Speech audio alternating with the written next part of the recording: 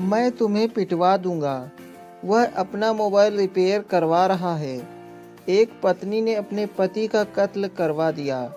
तो आज हम सीखने वाले हैं कि इस प्रकार के सेंटेंस इंग्लिश में कैसे बोलें जिसमें कोई काम खुद ना करके किसी दूसरे से करवाया जाता है।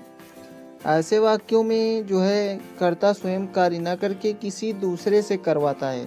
तो इसके लिए स्ट्रक्चर इस प्रकार से यूज करेंगे। सबसे पहले यूज करेंगे सब्जेक्ट, उसके बाद हेल्पिंग वर्ब जैसी भी होगी, उसके बाद वर्ब का यूज करना है गेट वर्ब का यूज करना है, उसके बाद ऑब्जेक्ट और फिर एक वर्ब का यूज करना है वर्ब का थर्ड फॉर्म यानी क्रिया का तीसरा रूप। तो स्ट्रक्चर इस प्रकार से हो जाएगा। अब चलते हैं एक दो एग्जाम्पल लेते हैं। एग्जाम्पल है मैं तुम्हें पिटवा दूंगा। तो सबसे पहले सब्जेक्ट आई, उसके बाद ये सेंटेंस जो है फ्यूचर का है तो विल का यूज करेंगे, उसके बाद वो गेट का यूज करेंगे और फिर ऑब्जेक्ट यू और उसके बाद क्रिया का तीसरा रूप बीट का बीटेन। तो इस प्रकार से हो जाएगा I will get you beaten. एक और एग्जाम्पल जैसे वह अपना मोबाइल रिपेयर करवा रहा है।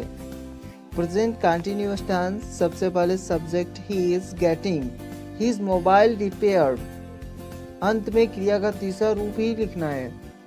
एक और एग्जांपल जैसे एक पत्नी ने अपने पति का कत्ल करवा दिया। इसे इंग्लिश में बोलेंगे a wife got her husband murdered. A wife got her husband murdered. तो आई होप आपको इस प्रकार के सेंटेंस बोलना आ गया होगा। यदि आ गया है तो एक सेंटेंस मैं आपके लिए देता हूँ जो कमेंट बॉक्स में लिखना है। सेंटेंस है मैं आज अपने बाल कटवाऊंगा। मैं तुम्हें यहाँ नहीं खेलने दूंगा। मैं उसे सब कुछ करने दूंगा। आज मैं तुम्हें इस कमरे में सोने दूंगा, जिसमें कोई काम करने देने की बात होती है या ना करने की बात होती है। तो इसके लिए स्ट्रक्चर इस प्रकार से यूज करते हैं। सबसे पहले हम सब्जेक्ट यूज करेंगे, उसके बाद हेल्पिंग वर्ब और फिर यूज करेंगे हम लेट का, उसके बाद ऑब्जेक्ट आएगा और फिर से एक वर्ब का यूज करेंगे और फिर से ऑब्जेक्ट का। तो इस प्रकार से स्ट्रक्चर हो जाएगा। तो चलते एग्जाम्पल की सहायता से समझते हैं। जैसे मैं तुम्हें यहाँ नहीं खेलने दूंगा।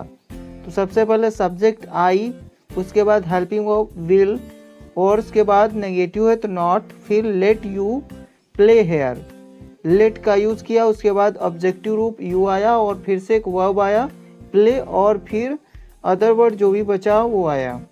तो इस प्रकार से हो गया I will not let you play here. एक और एग्जांपल लेते हैं जैसे मैं उसे सब कुछ करने दूंगा। तो इसे इंग्लिश में कहेंगे I will let him do everything. I will let him do everything. एक और एग्जांपल जैसे आज मैं तुम्हें इस कमरे में सोने दूंगा। तो इसे इंग्लिश में बोलेंगे I will let you sleep in this room today. I will let you sleep in this room today.